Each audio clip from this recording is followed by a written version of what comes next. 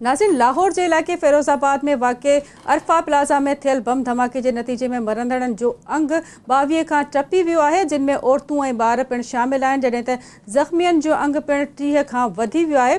Bomb धमाके बाद कानून लागू कंदड़ इदारनि समूरे इलाइक़े खे घेरे में वठी आम चुरपुर ते पाबंदी लागू करे छॾी आहे। इलाइक़े के अक्सर अस्पतालन में एमरजेंसी लागू कई वई है, जॾहिं त इमदादी टीमूं ज़ख़्मियुनि ऐं फ़ोतियुनि खे मुख़्तलिफ़ अस्पतालन ॾांहुं पहुचाइण जे कम में मसरूफ़ आहिनि। पंजाब के वॾे वज़ीर शहबाज शरीफ़ वाक़े की मज़म्मत कंदे रिपोर्ट तलब करे वरिती आहे। इन सिलसिले में असां अवामी आवाज़ लाहौर जे एफजी नियाज़ बालम सां राब्तो कयो आहे। अस्सलाम वालेकुम नियाज़। जी वालेकुम अस्सलाम। जी नियाज़, अवां वटि लाहौर अरफा प्लाज़ा बम धमाके मुतालिक़ कहिड़ा अपडेट आहिनि?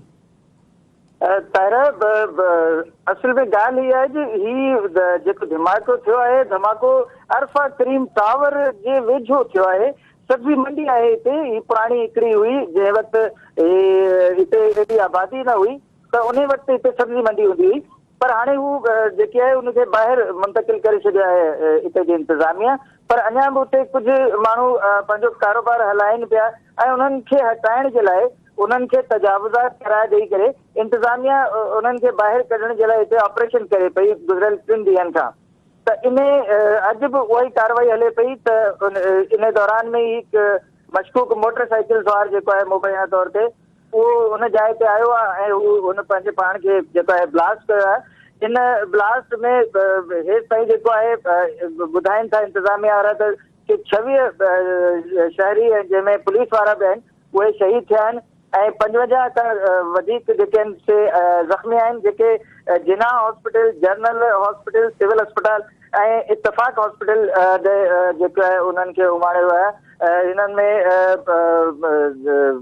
फौत थियल बि आहिनि ऐं ज़ख़्मी बि आहिनि। उन्हनि खे अस्पतालनि में पंहिंजो जेके असांजी डिस्ट्रिक्ट एडमिनिस्ट्रेशन आहे या डिवीजन जी जेकी हेल्थ जा अफ़सरान आहिनि उन्हनि हुकाम जेको आहे सो एमरजेंसी नाफ़िज़ करे छॾी आहे तमाम अस्पतालनि में ऐं जेके ज़ख़्मी आहिनि या जेके हिन में शहीद थिया आहिनि उन्हनि खे अस्पतालनि में मोकिलियो वियो आहे। जेको हिन में हमलावर हुयो मशकूक मुबैना, उन जो नालो जेको आहे ॿुधायो वियो आहे त फिदा हुसैन स्वाती नालो हो हुनजो ऐं हुनजी उमिरि 16 खां 18 सालनि जे विच में आहे। इन ॻाल्हि ते जेको आहे इंतजामिया तमामु जेको आहे वठी करे उन इलाइक़े खे पूरे खे सील करे छॾियो आहे। 3:55 मिंटनि ते ही धमाको थियो हो ऐं हेसि ताईं बि जेको आहे जेके पुलिस जा या CTD जा ऐं उन्हनि सां गॾु फ़ौज जा माण्हू बि उते आया आहिनि एहलकार, ऐं उहो इलाइक़ो पूरो सील थियल आहे ऐं उते जेके बि क्राइम सीन आहे उहो जेके शवाहिद आहिनि उन्हनि खे गॾु कनि पिया ऐं घणो करे त उन्हनि खे फ्रांसिक जे लाइ मोकिले बि छॾियो आहे। जेको ख़ुदकुश हमलावर हुयो उन जे हवाले सां बि चयो थो वञे त अञा ताईं हुनजो मथो कोन मिलियो आहे, मुंहुं कोन हुनजो मिलियो आहे। बाक़ी हुनजा जेके पार्ट्स मिलिया आहिनि जिस्म जा उन्हनि खे बि वठी करे ऐं फ्रांसिक जे लाइ ऐं DNA जे लाइ मोकिले छॾियो आहे। नियाज़, असांजे नाज़रीन खे ॿुधायो त छा धमाके जी ज़िम्मेवारी कंहिं तंज़ीम क़बूल कई आहे?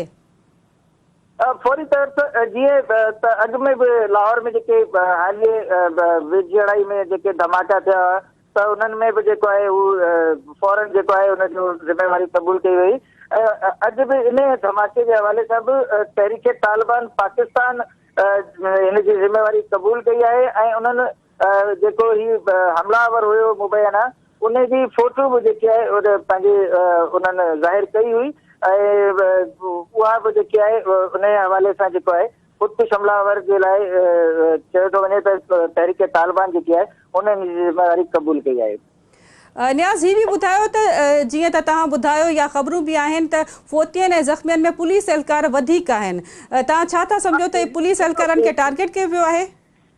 ताहिरा, जीअं त ही मां जीअं चयो अॻु में त तजावुज़ात जे ख़िलाफ़ हिकिड़ी मुहिम हलंदी हुई त उन में ज़ाहिर पुलिस जी हिकिड़ी वॾी जेकी आहे पुलिस घणी तादाद में हुई ऐं इन में 9 जे लॻभॻि ॿुधाइनि था त पुलिस एहलकार आहिनि, जिन में हिकिड़ो सब इंस्पेक्टर आहे रियाज़ नाले सां, हिकिड़ो ASI आहे फयाज़ नाले सां ऐं ॿिया 2 हिन में सॼा भाइर बि आहिनि, मुर्तज़ा ऐं अली रज़ा पुलिस जा जवान हुआ जेके इन वाक़े में शहीद थिया आहिनि।